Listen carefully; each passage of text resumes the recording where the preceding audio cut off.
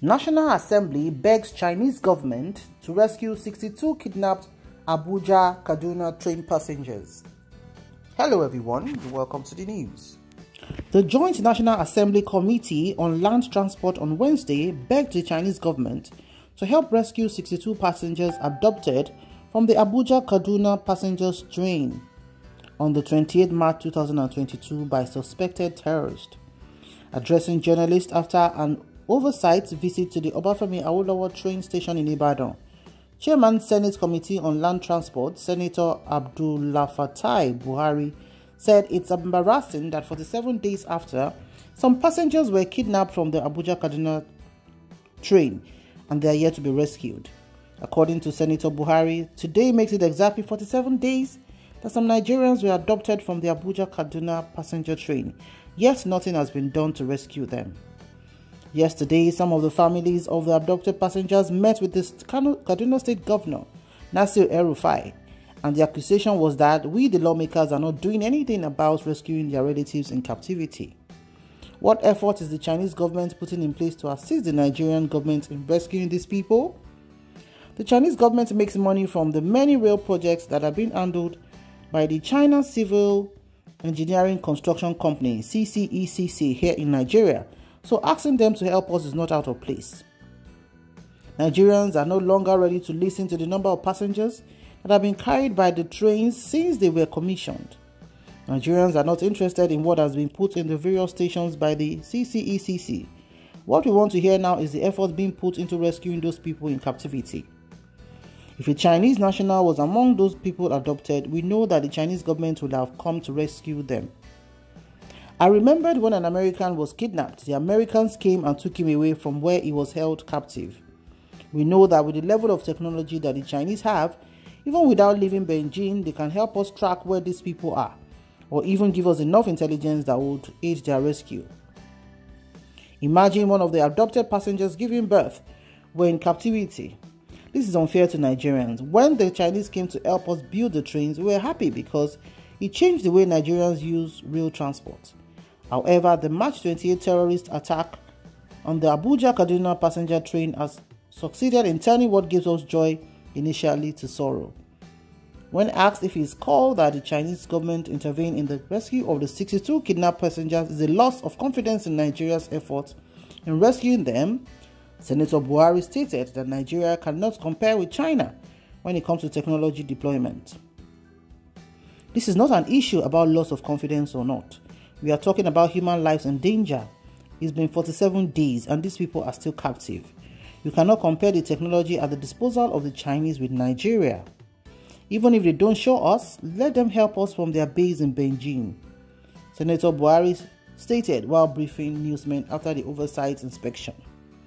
Also speaking during the oversight inspection, the Deputy Managing Director of CCECC, Skiali June, urged the Joint National Assembly Committee to look into power supply issues and access road issues affecting most of the train stations. In his words, most of our train stations don't have good access roads. Please help us look into this issue. Again, the issue of power supply is a problem. Without us getting connected to the power source supply from the national grid, getting signaling and communication of the trains up and running is difficult. Also speaking, the Managing Director of the Nigerian Railway Corporation (NRC), Engineer Pped Okiria, who was represented by a director in the agency, said that the corporation is increasing technology to restore confidence in the trains.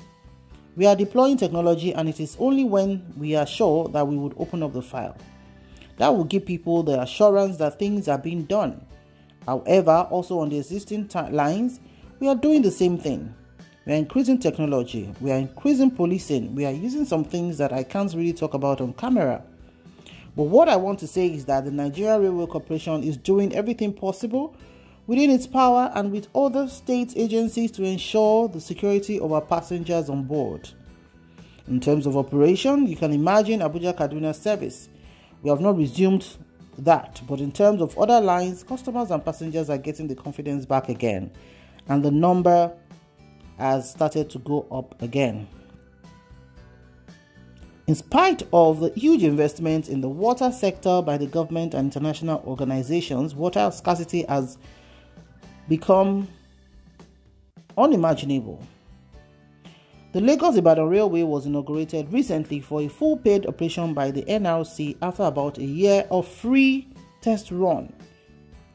Okay, so now this is what our joint National Assembly members have done by going cap in hand to beg the Chinese representatives for China to help Nigeria rescue the 62 remaining kidnapped passengers abducted on the Abuja Kaduna train. How pitiable. How pitiable that it is because the families of the adoptees went on a protest and blatantly, blamed the National Assembly for doing nothing but lip service. It is a big, big shame. We do not really have genuine leaders in our country, with all due respect, because if any of their children was involved in this or was one of the adoptees, they won't sit down and after 47 days start begging the Chinese representative to help them rescue the adoptees.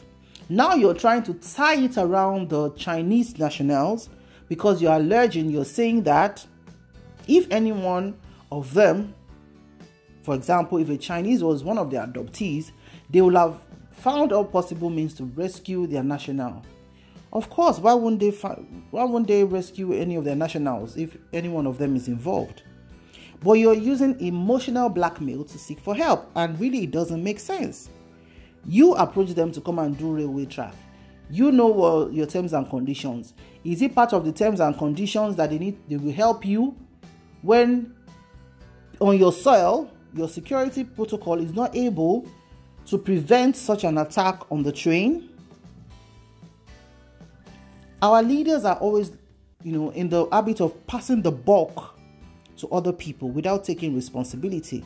And honestly, this coming from the two heads of the Joint National Assembly is a big, big, shame. This is the 48th day that those people are being in captivity. And everybody's behaving as if everything is normal. It's not normal. We are normalizing bad behavior. We are normalizing weird things, and it shouldn't be. Whatever help you want to do, if you like, go and beg all the countries in the world.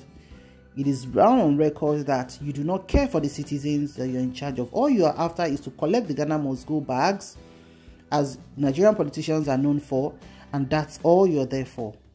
To all our leaders, you failed us. Imagine the fact that a baby, an innocent baby, who was about 8 months old, whose mother was 8 months pregnant, was adopted, and they gave birth to that baby in captivity, breaks the heart of Nigerians. And really, leaders of Nigeria, you've not done your citizens well, and you're quick to carry your wives and children to go and school abroad while you convert our money to dollars, and you don't care for the common man on the streets. How pitiable can this be? One more time, we are highly disappointed in our leaders, and as long as those people are still in captivity and people are still not secure in our country, we will keep speaking truth to power, whether you want to hear it or you do not want to hear it. Thank you for where you've taken Nigeria to. Thank you for the suffering, the insecurity, the high inflation, the depression, the trauma that you subjected millions of Nigeria to every day, while you enjoy in your AC room, AC office, and AC cars, not giving genuine concerns for your fellow citizens of Nigeria. Like I always say, God bless Nigeria.